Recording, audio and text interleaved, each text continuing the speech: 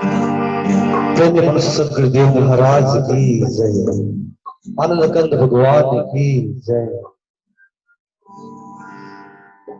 सज धज के जिस दिन मौत की सहजादी आएगी, सज धज के जिस दिन मौत की सहजादी आएगी, ना सोना का आएगा ना चांदी आएगी, ना सोना का आएगा ना चांदी आएगी। सज धज के जिस दिन मौत की सहजादी आएगी, सज धज के जिस दिन मौत की सहजादी आएगी, ना सोना कब आएगा ना चांदी आएगी, ना सोना कब आएगा ना चांदी आएगी।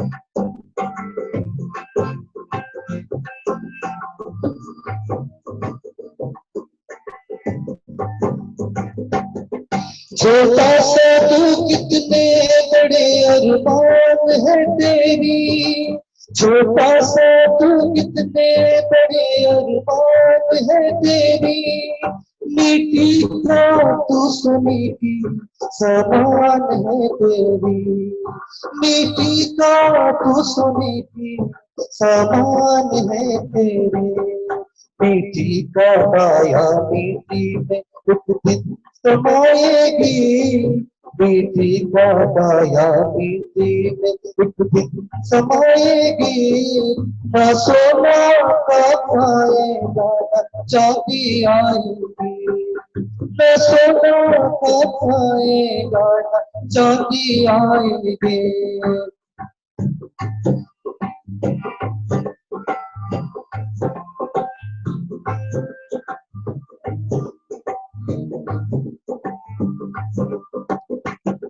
पंछी है तू खोल पिंजड़ा तोड़ के उड़ जा, पंछी है तू खोल पिंजड़ा तोड़ के उड़ जा, माया महल के सारे बंधन तोड़ के उड़ जा, माया महल के सारे बंधन तोड़ के उड़ जा। ये दिल की धड़कन मौत जिस दिन गुनगुनाएगी, ये दिल की धड़कन मौत जिस दिन गुनगुनाएगी, ना सोना काम आएगा ना चांदी आएगी, ना सोना काम आएगा ना चांदी आएगी।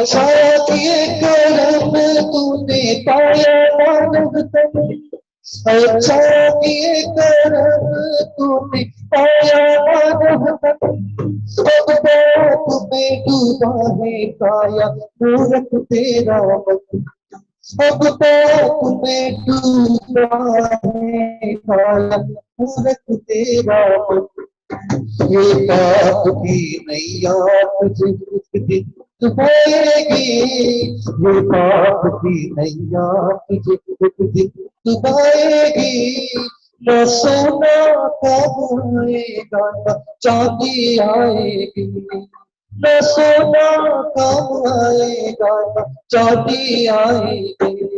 सज धज के जिस दिन मौत की सहजादी आएगी, सज धज के जिस दिन मौत की सहजादी आएगी, न सोना कब आएगा न चांदी आएगी, न सोना कब आएगा न चांदी आएगी, न सोना कब आएगा न चांदी आएगी। भगवान की अखंड मंडलाकारं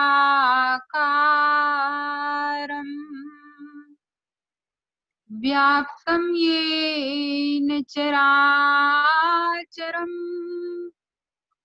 तत्पदं दर्शितं येन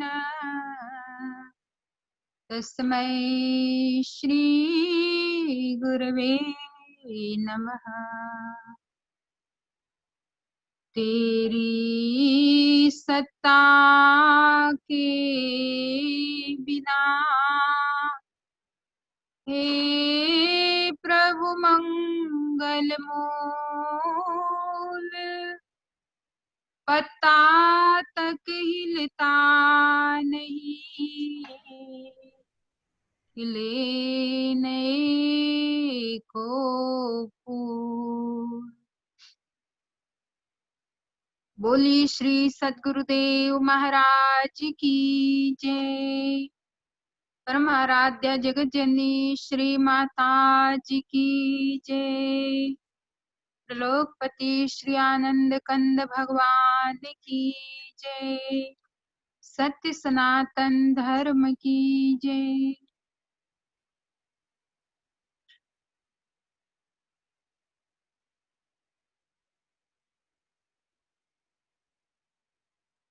प्रेमी सज्जनों,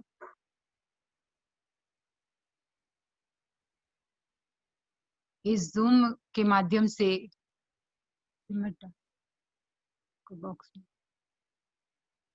जूम के माध्यम से जुड़े हुए सभी प्रेमी भक्तों को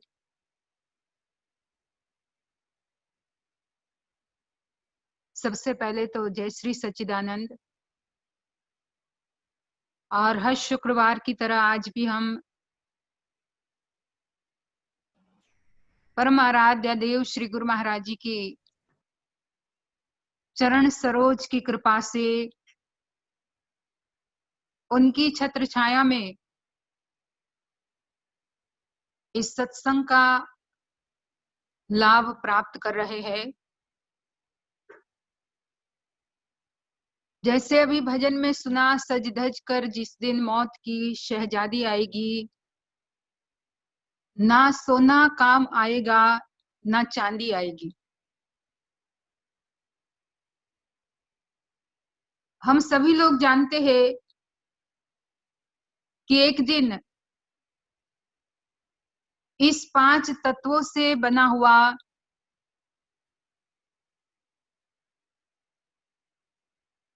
जो नाशवंत शरीर है,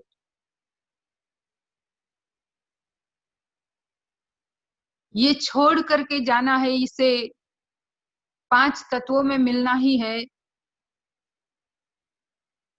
और ये भी जानते हैं कि कुछ भी साथ में लेके नहीं जाना है। सुनते भी है, गाते भी है, पर जब वही चीज हमारे जीवन में प्रैक्टिकल में समझने की हो, तब हम उससे डरने लगते हैं। हमारे ज्ञानियों ने साफ साफ हमें समझाना चाहा कि जब मौत की शहजादी आएगी, मौत की घड़ी आएगी, तो न सोना काम आएगा न चांदी आएगी। उसका मतलब कुछ भी साथ में जाने वाला नहीं है। पर भगवान श्री कृष्ण कहते हैं कि एक चीज हमारे साथ जाती है, और वो चीज है नाम की कमाई। कहा अंत काले च मामेव स्मरण मुक्त्वा कलेवरम, यह प्रयाति समद्भावम याति नास्त्यत्र संशय। भगवान श्री कृष्ण कहते हैं, अंत काल में जो मेरे नाम का सुमिरन करता हुआ, मेरे नाम का ध्यान करता हुआ, मेरे नाम की कमाई करता हुआ अगर जीव शरीर त्यागता है, तो वो मुझे आकर मिलता है। वो सीधा मेरे तक पहुंचता है, उसका मतलब नाम की जो कमाई है वो जरूर हमारे साथ जाएगी। पर हम मनुष्य का एक स्वभाव है हमेशा ही उल्टा करना। अब जो नहीं जाने वाली चीज है उसे तो हम खूब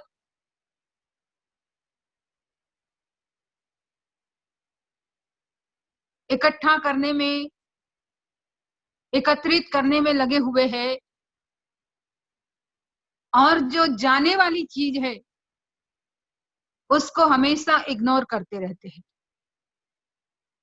यही मानव समाज का सबसे बड़ा अफसोस संत ज्ञानियों को लगता है। और तभी संत महात्मा, ज्ञानी महापुरुष हमें समझाना चाहते हैं कि अच्छे किए कर्म तूने पाया मानव तन। कर्म कुछ अच्छे किए होंगे, मनुष्य का तन भी मिला, अब फिर भी तो क्यों पाप में डूब करके अपने मन को कलुषित कर रहा है।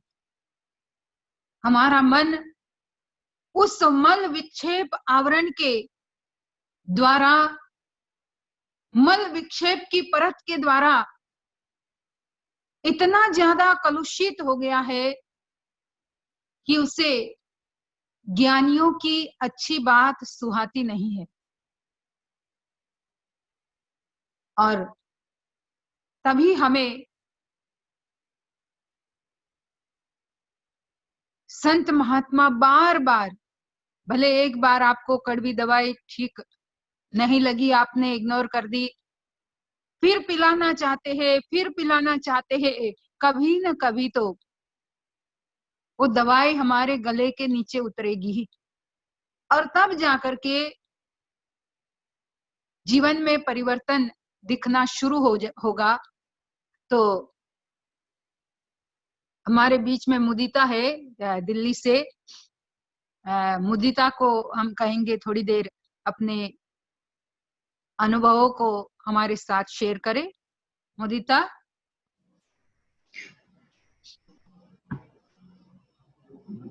जय श्री सचिदानंद जी। जय सचिदानंद। सभी को मेरा जय श्री सचिदानंद। आज जूम के द्वारा हम लोग इस सत्संग का श्रवण कर रहे हैं, और जैसा कि भजन में बताया कि सज धज के जिस दिन मौत की शहजादी आएगी, लेकिन मौत जो होगी वो मौत होगी हमारे शरीर की, हमारी आत्मा की मौत नहीं होती है। इसी बात को भगवान श्री कृष्ण गीता में अर्जुन को समझाते हैं कि जो मृत्यु होती है वो शरीर की होती है, आत्मा की मृत्यु नहीं होती है। तो आत्मा का स्वरूप क्या है? जो इस संसार में हम शरीर लेकर के आते हैं, और हर किसी के अंदर एक आत्मा समाई हुई है। तो उस आत्मा का स्वरूप क्या है जिसको हमें जानने का प्रयास करना है। तो उस आत्मा के स्वरूप के लिए कहते हैं कि यह एनम वेत्ति हंतारम यश्चैनम मन्यते हतम उभौ तौ न विजानितो न अयम हंति न हन्यते हन्यमारे शरीरे। कि जो ये जानता है कि आत्मा को मारा जाता है, और जो ये जानता है कि आत्मा कभी नहीं मरती, वास्तविक रूप में वो दोनों ही मेरे स्वरूप को नहीं जानते, वो दोनों ही आत्मा को नहीं जानते। तो उन्होंने कहा कि कैसे ये ऐसी आत्मा है कि दोनों ही स्वरूप को नहीं जानते। हम सत्संग में सुनते हैं कि आत्मा जो है वो अजर अमर अविनाशी है। इसका मतलब कि उसका विनाश नहीं होता। विनाश कैसे नहीं होता? क्योंकि न चैनम क्लेद्यंतापो न शोषति मारुतः, कि जिस तरह अग्नि इसको जला नहीं सकती, वायु इसको सुखा नहीं सकती, शस्त्र इसको मार नहीं सकते, इसका किसी भी तरह से ह्रास होना संभव नहीं है। ह्रास किसका होता है? ह्रास जितने भी विकारी तत्व हैं इस संसार में, जिन भी चीजों में विकार आता है, सिर्फ उन्हीं में ह्रास होता है, बाकी किसी भी चीज का ह्रास नहीं होता। ह्रास होना मतलब उसमें कमी होना या फिर उसमें वृद्धि होना भी एक विकार होता है। जैसे सर्दी है, गर्मी है, बढ़ती जाती है, कम होती जाती है, गर्म और ठंडे का अनुभव होता है। इस तरह कोई चीज बढ़ती है, कोई चीज कम होती है। हमारा जब शरीर, हम जन्म लेते हैं तो हमारे शरीर में वृद्धि होती है, हमारा शरीर छोटा या बड़ा हो जाता है, लेकिन हमारी जो आत्मा है उसमें विकार नहीं होता। अगर हम लोग आम भाषा की बात भी करें तो आम भाषा में हम क्या कहते हैं, हमारा हाथ जल गया, हमारा पैर कट गया, हमारी उंगली को चोट लग गई, मेरे शरीर में दर्द हो रहा है, तो वो मेरा शरीर है, वो मेरा जो तत्व है वो यहाँ पे आत्मा है। किस तरह से है कि वो स्थाणु है, वो अचल है, वो अव्यक्त है।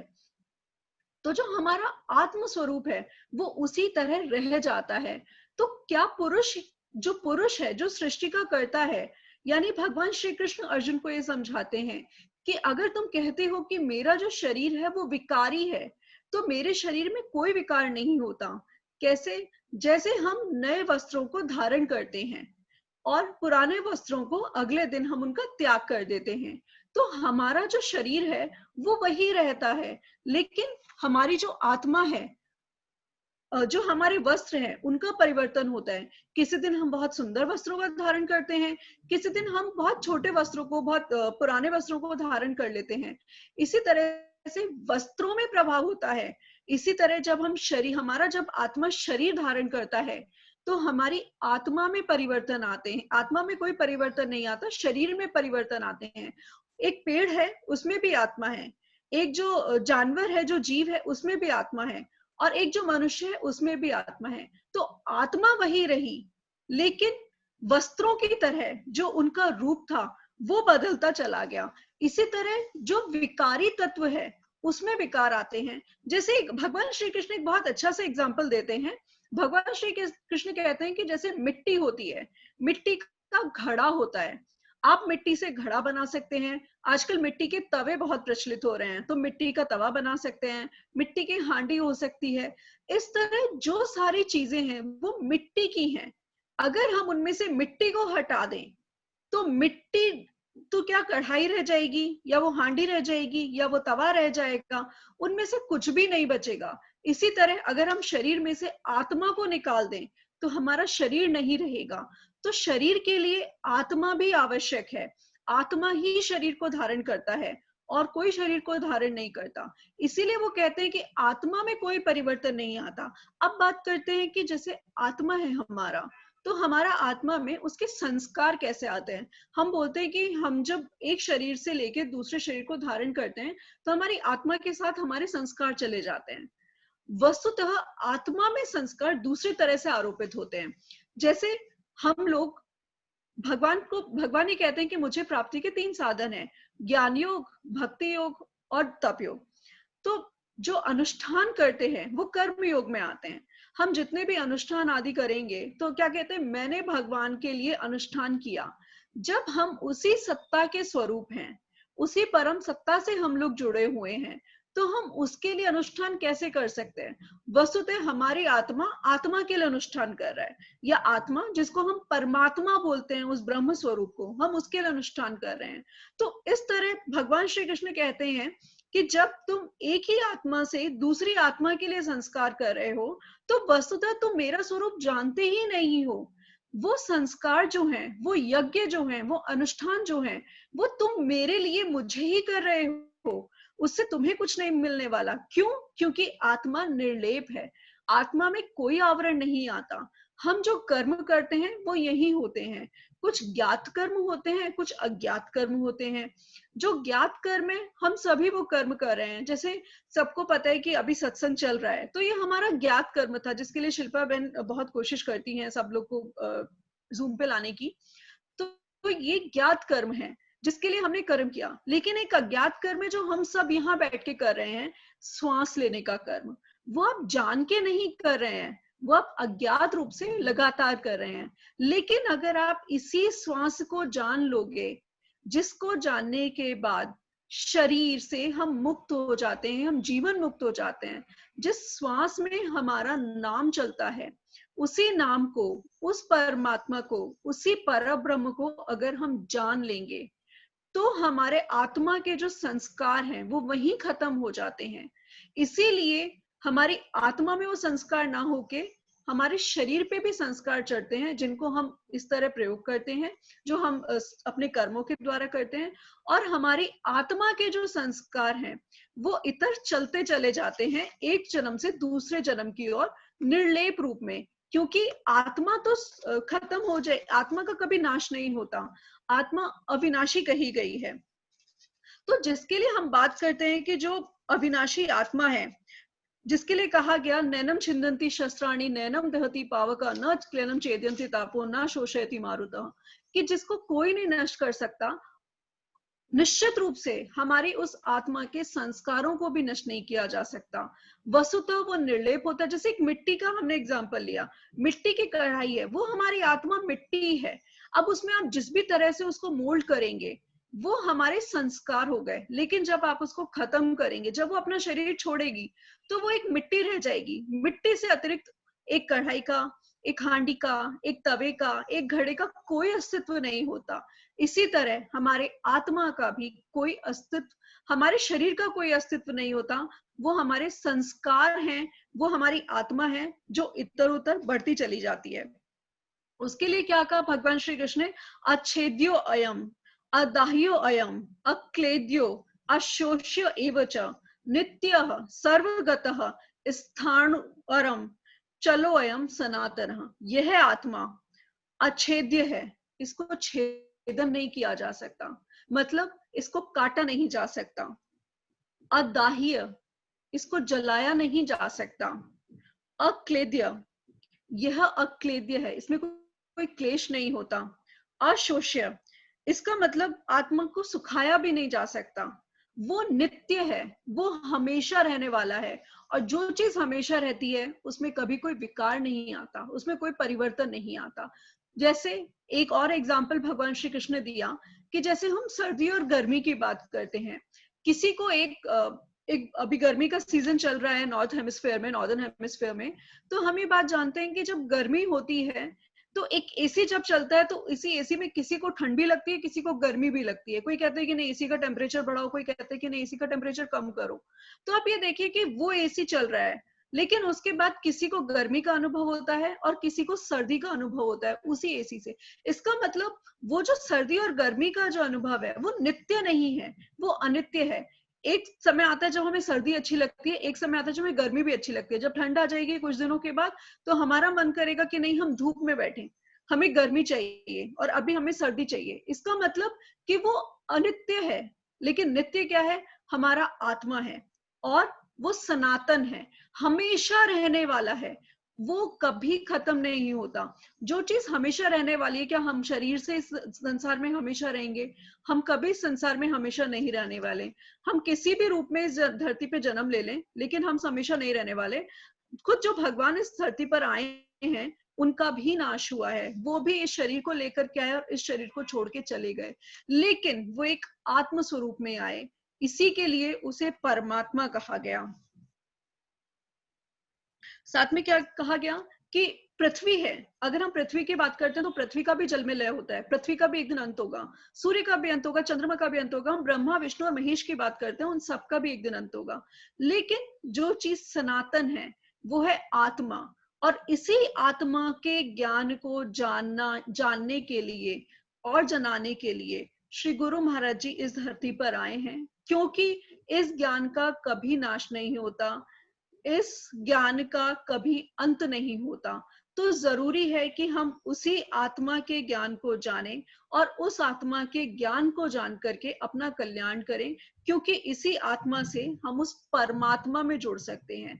तो जरूरी है कि हम आत्मा को जानें और आत्मा को जानने के बाद भजन करके हम अपनी आत्मा का कल्याण करें और उसी परमात्मा को जानें। इन्हीं शब्दों के साथ मैं अपने विचारों को विराम देती हूँ। प्रेम से बोलिए श्री सद्गुरुदेव महाराज की जय, आनंद कंद भगवान की जय, सभी दिव्य महान विभूतियों की जय। मुदिता जी को बहुत बहुत धन्यवाद अपना सुंदर विचार हमारे आगे रखने के लिए।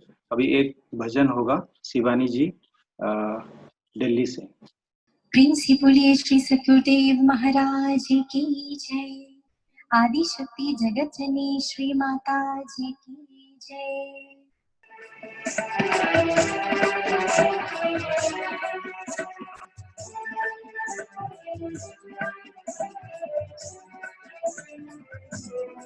सुबह शाम जिसको तेरा ध्यान होगा, बड़ा भाग्यशाली वो इंसान होगा।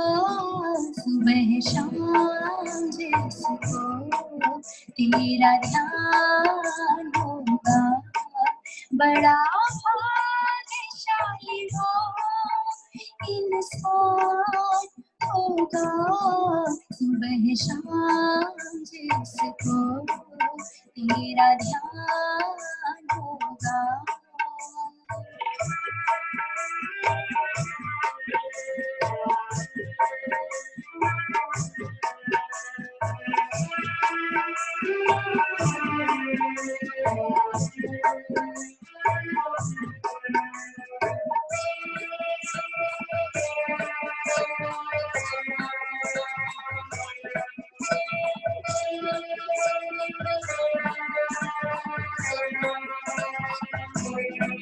जिसने भी हृदय में तुमको टटोला, उसी ने खोला है किस्मत का ताला। पाया है उसी ने दीदार तेरा, वह क्यों दुनिया में हैरान होगा। सुबह शाम जिसको तेरा ध्यान होगा, बड़ा भाग्यशाली वो इंसान होगा।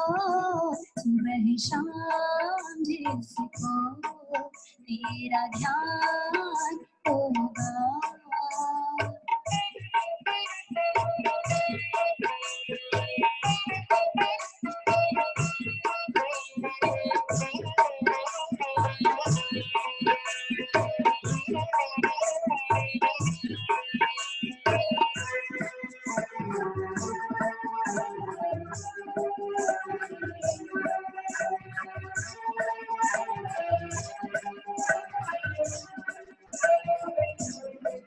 तेरे नाम से जो गाफिल रहेगा, समझ लो बड़ा ही वो बुझदिल होगा।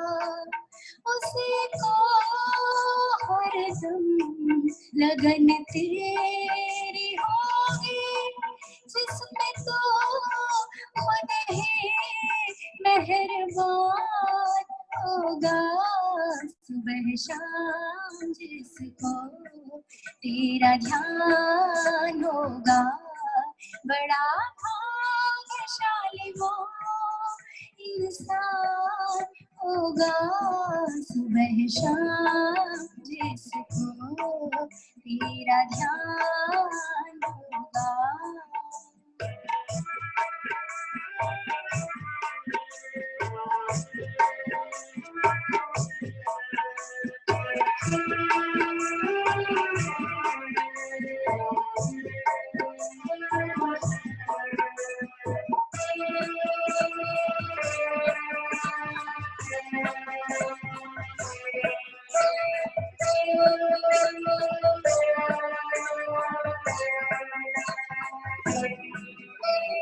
तो बंदे पी ले हरि नाम का प्याला, कदरदान होगा वो जग रखवाला। सत्संग की गंगा जहाँ पर होगी, बैकुंठ सा ही वह स्थान होगा। सुबह शाम जिसको तेरा ध्यान होगा, बड़ा भाग्यशाली भाग्यशाली वो इंसान होगा, सुबह शाम जिसको तेरा ध्यान होगा, बड़ा भाग्यशाली वो इंसान होगा, सुबह शाम जिसको तेरा ध्यान होगा। प्रेम से बोलिए श्री सतगुरुदेव महाराज की जय। आदि शक्ति जगत जननी श्री माता जी की जय।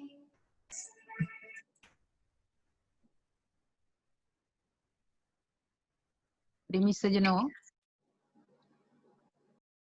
बहुत सुंदर भजन शिवानी ने गाया। सुबह शाम जिसको तेरा ध्यान होगा, बड़ा भाग्यशाली वो इंसान होगा।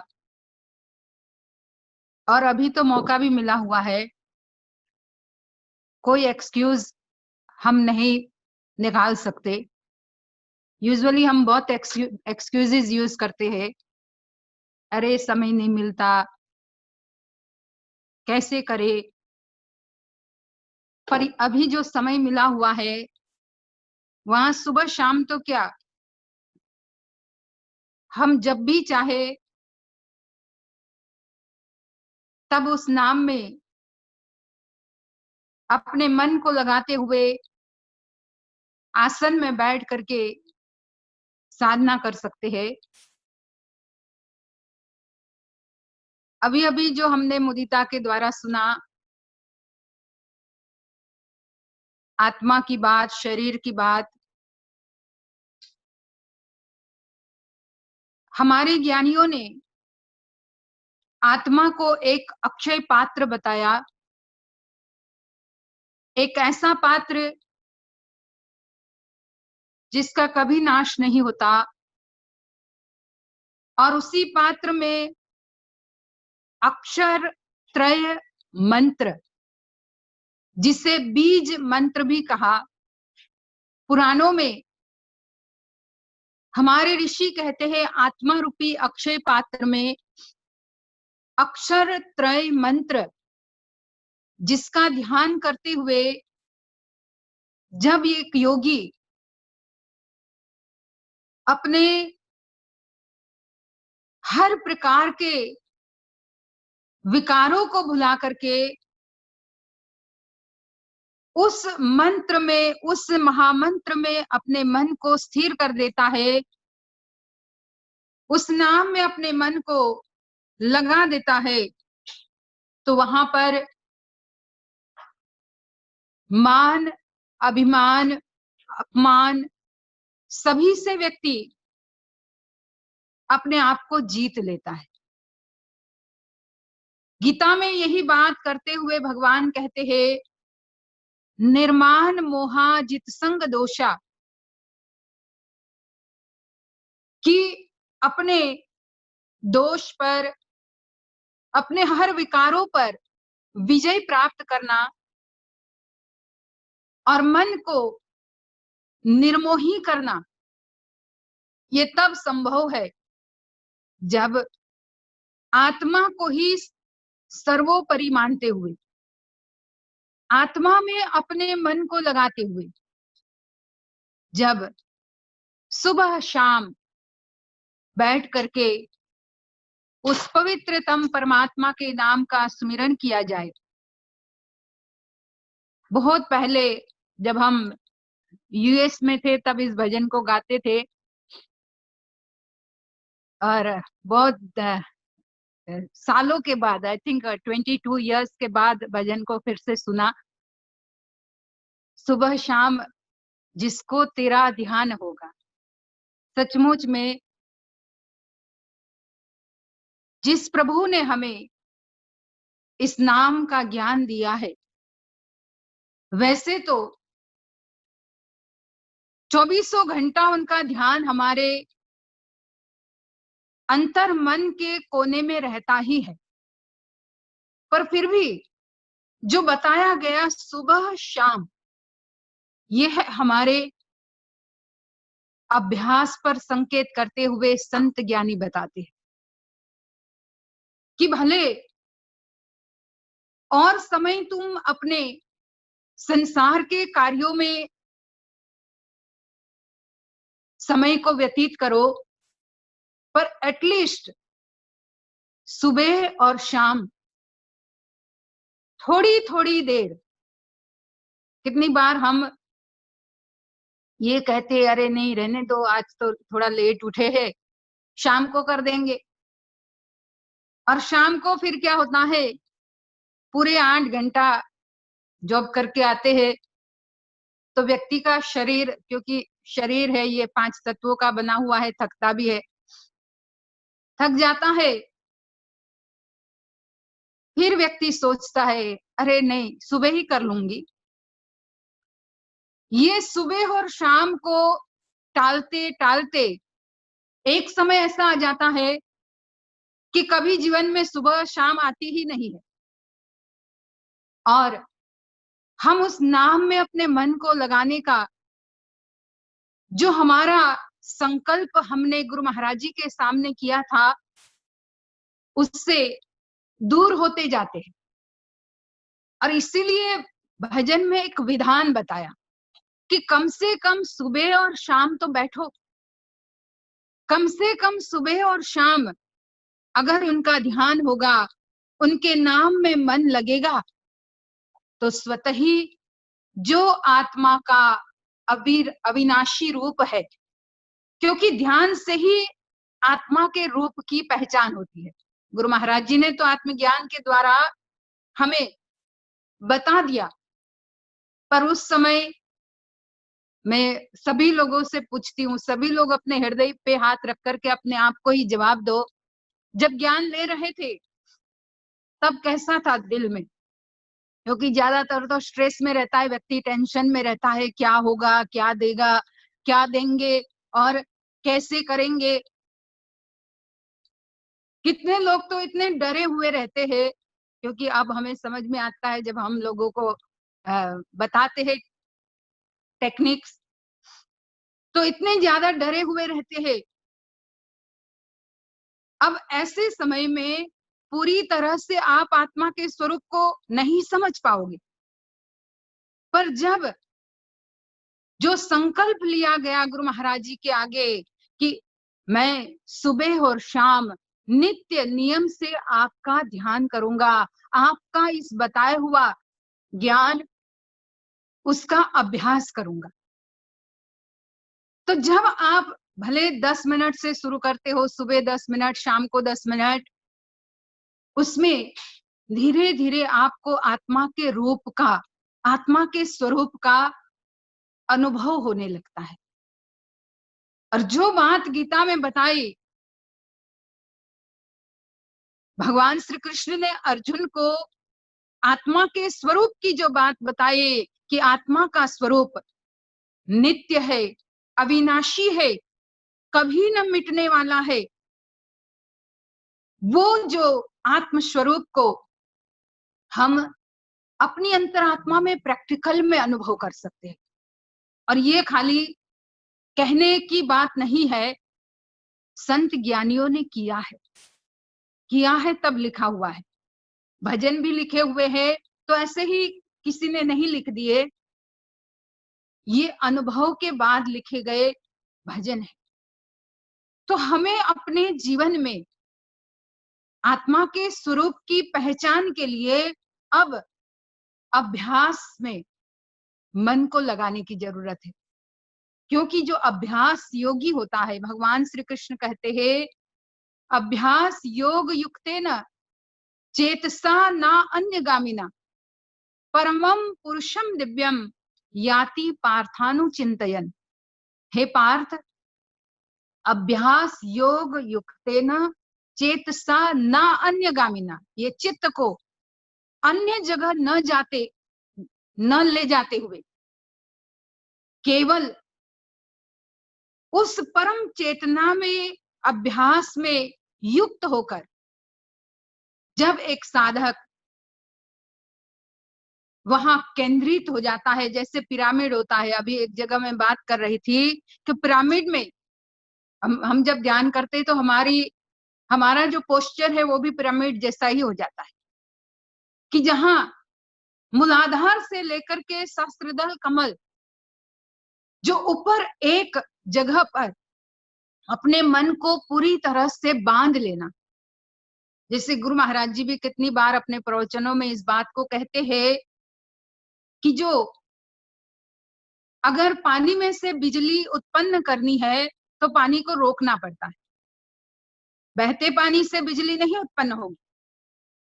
उस पानी को रोक करके तब उसमें से बिजली उत्पन्न करने की जो प्रक्रिया है वो की जाती है।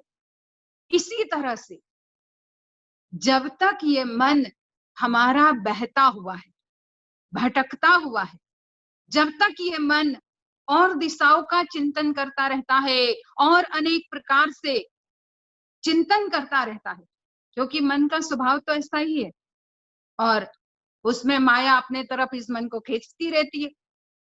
कहा कबीरा माया डाकिनी, खाया सब संसार, खाई न सके कबीर को, जाको नाम आधार। कबीरदास जी कहते हैं माया एक डाकिनी है,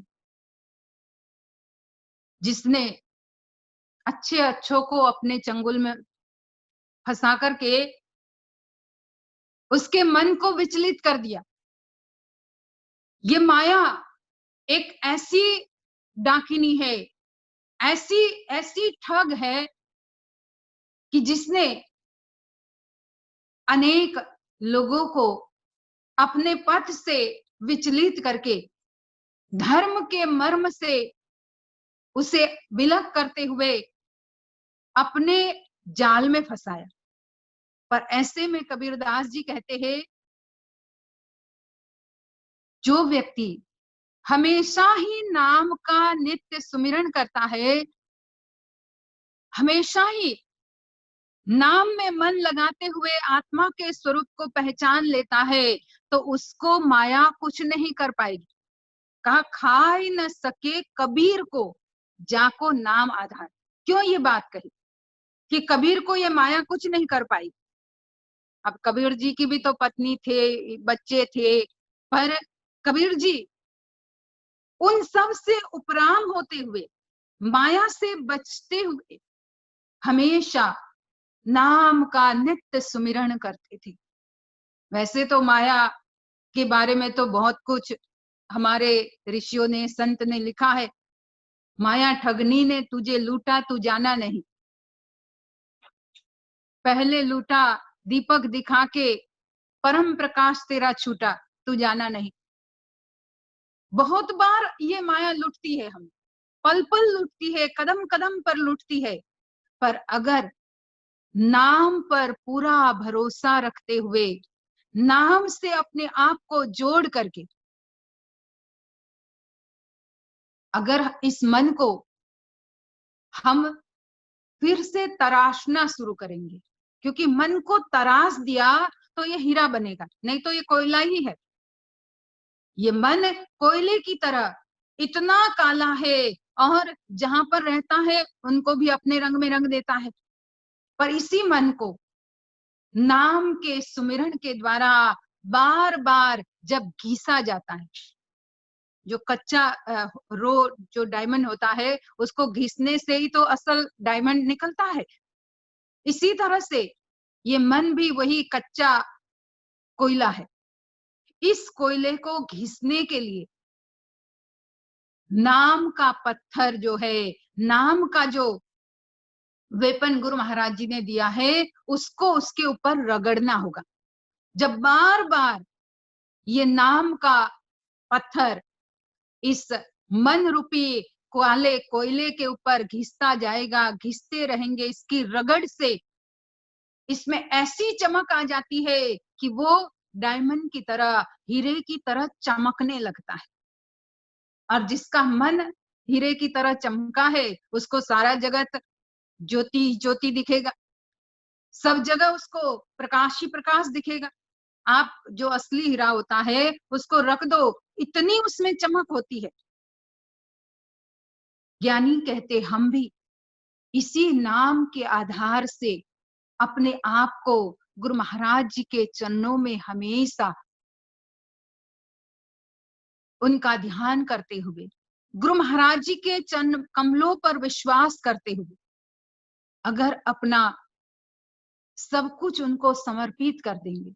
हम दसों बादशाहों की बात सुनते हैं कि कैसे उन्होंने अपने गुरु महाराज जी के नाम का प्रचार करते हुए अपने आप को अपने गुरु महाराज जी के चरण कमलों में समर्पित कर दिया। अब उसमें कठिनाइयां भी बहुत आई, क्योंकि कठिनाइयां हमें, जैसे आप सभी लोग पढ़ते हो, कितने लोग पढ़ते हैं पता है, बार बार बीच बीच में टेस्ट लिए जाते हैं। एग्जाम तो होती ही है 3 महीने में, 6 महीने में, पर उस बीच में भी बीच बीच में टेस्ट लिए जाते हैं और वो भी गिनती में आते हैं। जब आपकी 6 महीने की या साल भर की जो एग्जाम, एनुअल एग्जाम होगी, उसमें गिनती में आएगी कि उस टेस्ट में आपने क्या किया था। ये कठिनाइयां जो है वो बीच बीच वाले टेस्ट है, और यही हमें हमारे अंतिम एग्जाम जो एनुअल एग्जाम है, मतलब यहाँ से जाने वाली जो अंतिम एग्जाम है, उसमें काम आएगा, उसकी गिनती में आएगा, क्योंकि उस समय हमें समझ में आएगा कि यही सत्य था और उसी में मन हमारा स्थिर हो जाएगा। कहने का मतलब कि हम भी अपने जीवन में इस सत्य को समझते हुए, जो भजन में गाया कि गुरु महाराज जी ने हमें अपने चरणों में लगा करके इतना सुंदर नाम का ज्ञान दिया, नाम दान दिया, हम तो लायक भी नहीं थे। कितनी बार अगर अकेले में, खास करके यहाँ विदेशों में तो अकेले ही रहना पड़ता है, और इतनी बार जब एकदम ऐसा लगता है तो अकेले में अंदर चले जाते हैं, सोचते हैं, तो अपने आप को जब हम टटोलना शुरू करते हैं, जो इस भजन में भी एक वर्ड आया टटोला, हम जब अपने आप को टटोलना शुरू करते हैं तो ऐसा लगता है कि कितनी गलतियां हैं हमारे अंदर, हम तो गलतियों के पुतले हैं। एक गलती हो, जैसे हमारे नारायणानंद महात्मा जी थे, वो अपने प्रवचनों में कितनी बार इस बात को कहते थे कि रफूगर को क्या पता कि जिसमें इसको टाके, अगर देखे सीना खोल करके हमारा, तो रफू चक्कर में आ जाए। एक जो रफू करने वाला होता है कपड़े को, अगर उसको हम रफू करने के लिए अपना कपड़ा देते हैं, एक बार दिया, फिर कहीं से फटा, दूसरी बार दिया, फिर कहीं से फटा, तीसरी बार दिया, एक समय ऐसा आ जाता है रफूगर खुद ही चक्कर में पड़ जाता है कि कहां से इसको टाके लगाऊं। इतने ही ज्यादा रफू इसमें करते करते ये कपड़ा ही नहीं दिखता, इसमें रफू रफू ही दिख रहा है। हमारा भी वही हाल है, हम भी वही, ये जो शरीर कपड़ा है इसमें इतने ज्यादा रफू करवाए हैं, इतनी ज्यादा गलतियां है, इतने ज्यादा हमारे अपने फॉल्ट है। ये हमें तब समझ में आता है जब हम अकेले में बैठ करके थोड़ा सोचते हैं, और इतना सब कुछ होने के बावजूद भी हमारे जो रफूगर है, हमारे परमात्मा, हमारे श्री गुरु महाराज जी, वो भले चाहे कितने ही रफू इसमें किए गए हो, पर वो नहीं देखते, फिर भी वो कहीं ना कहीं से कैसे भी करके उसे टाका लगा ही देते हैं और हम आगे बढ़ते जाते।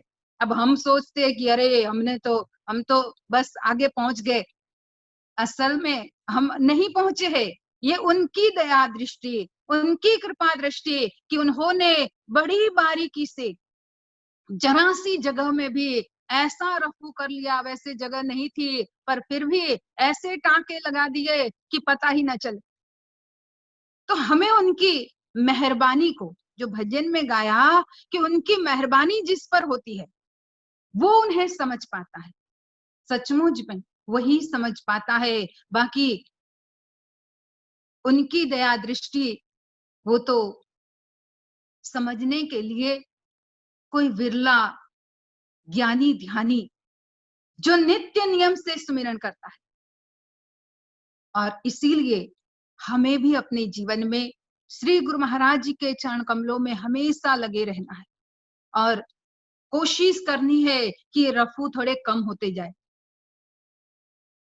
अगर हमारे ये रफू थोड़े कम होंगे तब तो कोई चिंता नहीं होगी, नहीं तो मन में यही रहेगा, छोड़ दोगे मुझे मेरे सतगुरु, नाव मेरी भंवर बीच फंस जाएगी, अपने चरणों का दे दो सहारा मुझे, मेरी किश्ती किनारे से लग जाएगी।